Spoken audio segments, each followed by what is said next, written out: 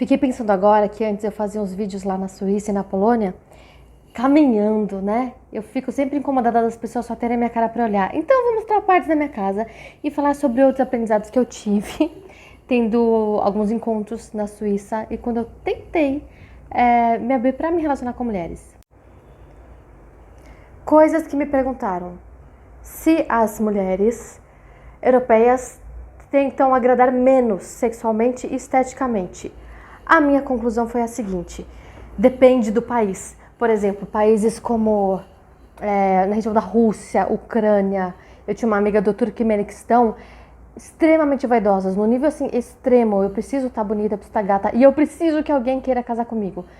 Talvez eu esteja simplificando, mas assim, as mulheres que eu conheci desses países eram bem assim, tipo peruas, piriguetes. A gente olhava e já julgava dessa forma, né? Principalmente Ucrânia, assim, ou Rússia. E é um julgamento, eu sei. E tinha uma coisa também das mulheres mais do leste europeu terem essa cobrança em se casarem, terem que ter um parceiro. Então é diferente.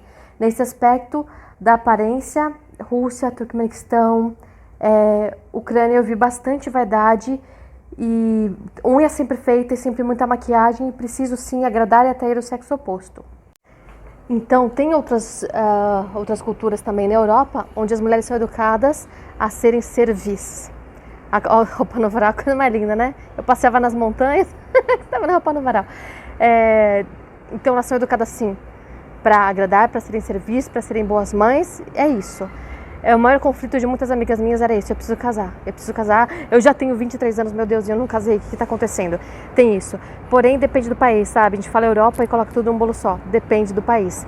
Eu estive na Suíça, por exemplo, que é um país que economicamente é top, e eu percebi sim que as mulheres eram até muito criticadas pelos homens, por não serem tão vaidosas, por não mostrarem tanto as formas, eram julgadas, tipo, essas feministas, sabe? Uma coisa assim. Então, depende do país. Mas na Suíça, por exemplo, eu vejo muito menos essa coisa de querer agradar. Mas eu vejo muito na mulher latino-americana ou nessas outras culturas que a mulher é educada para ter um marido, para ser servil, para ser mãe. Ela cresce tendo isso. O homem pode fazer tudo, a mulher, eu vou estar realizada se eu satisfazer o meu marido. Eu conjuguei certo? Não sei. E daí, se eu tenho isso como um valor, né? Eu, enquanto mulher, eu preciso ser desejada, eu preciso satisfazer o meu parceiro. Obviamente, você vai fazer de tudo para agradar. Quantas vezes eu não ouvi, talvez já tenha me ouvido falando também, eu não ouvi de pacientes meus ou pessoas próximas a mim, sabe, um certo orgulho de ter agradado o parceiro sexualmente, sair com uma pessoa e, nossa, fiz e aconteci. Que homem também faz, né? Só que homem muitas vezes é para se gabar da sua performance, mulher é tipo, eu agradei. Ele vai ficar pensando em mim. Sério, tem uma coisa assim, tô pegando uma roupa aqui que voou. A questão ou o problema não é o que a gente faz, mas por que a gente faz, né?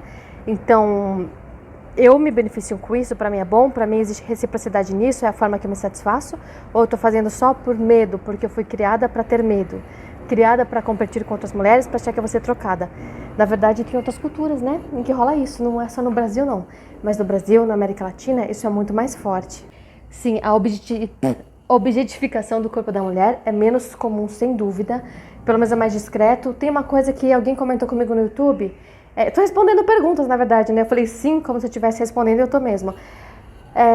Na Europa, no geral, tem uma relação com o público e o privado que é diferente. O privado é muito mais respeitado. Isso tá em tudo, em todas as relações, até na relação com o seu próprio corpo.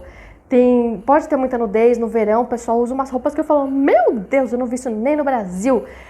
E não rola assédio, tem topless, tem gente às vezes lá, quando eu ia no verão, lá no lago, gente se trocando na frente, todo mundo ficando pelado e tal. Mas tem um respeito ao que é privado, entende? Isso vai acabar afetando sim, o seu corpo, a sua sexualidade. E tem muito machismo, pra mim é difícil falar, sabe? Porque tem formas que afetam mais aqui o Brasil. Engraçado que uma vez um amigo falou, engraçado que essa coisa assim da América Latina é muito apegado à religião, se você for comparar. Principalmente com um país como a Suíça, que o pessoal é muito ateu, assim, não tem muita religião. Muita religião, e Nossa Senhora, e vão na igreja, e a família. Mas, ao mesmo tempo, é meio que normalizado a ideia da traição, sabe? Então, tem uma coisa que parece que é meio contraditória. esse valor de o que significa ser homem e o que significa ser mulher. Eu acho que esse tema ele permite muitas ramificações para muitas interpretações, né? E voltando, né, quando eu... Vou falar mais sobre isso. Quando eu decidi, falei, vou tentar ter encontro com mulheres, ver o que acontece. Eu não sabia como me vestir, eu não sabia como agir. Eu via elas da mesma forma, sabe? A gente, até o homem também, é programado a agir de certa forma. E quando a gente se vê com alguém do mesmo gênero, pra quem nunca teve essa experiência, né? Pra quem é hétero e tal, você se pega numa cilada. Que você se pergunta, quem sou eu? O que eu faço? Por que eu faço o que eu faço? Como a gente se comporta? Por que se comporta assim? Porque a gente foi programado ou porque a gente escolheu? Eu aprendi que eu fui sim condicionada para ser uma mulher que tenta agradar, que tenta seduzir. Então rola esse jogo da caça ao caçador, assim como o homem, né? Muito do seu valor está pautado nisso. Talvez conquistar, seduzir, marcar território. Muitas vezes, sabe, é foda. Isso é algo que me incomoda, mas muitas pessoas foram criadas dessa forma. Então acho que é legal a gente refletir sobre isso, pensar sobre isso, educar os filhos de um jeito diferente, para que a gente tenha assim mais respeito entre os gêneros, para que a gente possa se perguntar o que significa para mim ser homem, onde está o meu valor enquanto mulher. Eu sei que estava nesse lugar, fui educada para agradar, para servir, para dizer sim. Aí é uma luta durante a vida para aprender a dizer não, para descobrir o que eu quero na verdade, e daí de repente eu descobri de novo onde está o meu valor. Não o que colocaram em mim, mas o meu, onde eu me sinto valorizado, onde eu me sinto útil, o que faz com que eu tenha orgulho da pessoa que eu sou. Porque senão a gente vai ser como uma folha que o vento leva. E vai estar em função do que a sociedade decidiu pra gente, né? E tem machismo na Europa? Tem. Eu ouvi falar que no mercado de trabalho, na Suíça, inclusive, é punk. Mulher que casa, tem filho, é difícil voltar ao mercado de trabalho. Tem sim machismo, tem de muitas formas. Eu fui vítima de machismo. Me pergunto uma coisa. Eu trabalhei em bar quando eu era mais nova. Tinha muito gringo, eu trabalhava num pub. Ia muito gringo. Eu era mais desrespeitada lá pelos gringos. O que tem de gringo velho que vai pro Brasil, que vai pra Tailândia fazer turismo sexual, entende? Então eu também me pergunto isso. Não é que eles super bem resolvidos, respeitam a mulher. São educados também nessa cultura aí nessa crença do colonizador. Eu não sei muito o que pensar sobre isso. É um assunto que me incomoda bastante. Mas vamos começar do começo, vamos ir por partes, né? Por que a gente age como age? Por que a gente se relaciona como se relaciona? É importante pensar isso para que a gente não seja refém de um sistema. E de um sistema, às vezes, que machuca o outro gênero, ou machuca a gente. Ou a gente se obriga, se sente forçado a performar, né? Para sentir que tem valor. E eu acho que me abrir para tentar me relacionar com outras pessoas, né? Do mesmo gênero, foi uma busca de me curar. Porque eu estava com preguiça de homem, de testosterona, eu estava com medo da violência da qual eu me sentia vítima. Então, isso me fez refletir. E engraçado que as mulheres que eu encontrei, assim, elas também estavam se sentindo da mesma forma. E estavam se abrindo para explorar algo que, de certa forma, fosse parte também de um processo de cura. Olha só que coisa, né? Isso é uma outra questão aí a ser pensada. Eu aprendi muito sobre isso, sobre começar a me relacionar com outras pessoas lá fora. Eu percebi que eu não precisava ter medo dos homens, porque lá eles agiam diferente. Aí eu comecei a ter encontros com várias pessoas, a gente só andava, a gente só caminhava. Era tipo, pelo menos 3 encontros só caminhando. Várias pessoas, eu andei quilômetros, só conversar e caminhar, conhecer. Só a despretensão, só conhecer e conversar.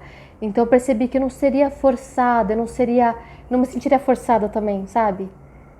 No Brasil acho que tem muito isso. Se você tem um encontro com uma pessoa, você até gosta da pessoa, mas ela não tenta te beijar, você fala, não gosta de mim. Entende? A mulher principalmente, você se sente apreciada se rola o desejo. Não precisa ser assim.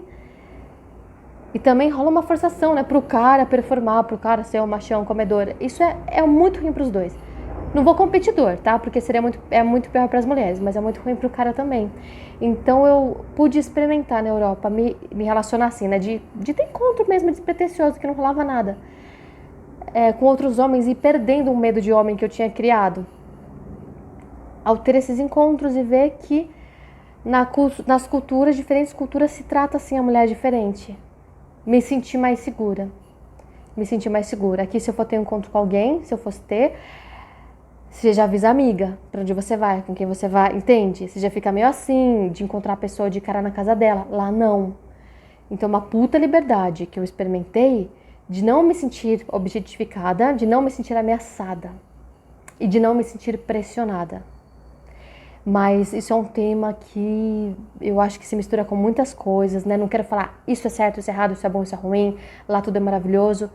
Tem várias questões a serem pensadas e refletidas. Quem tiver dúvida, quiser continuar esse assunto, tiver outras dúvidas específicas, como me mandaram essas dúvidas, né? Em questão, depois de eu postar o primeiro vídeo, escreve e eu vou falando.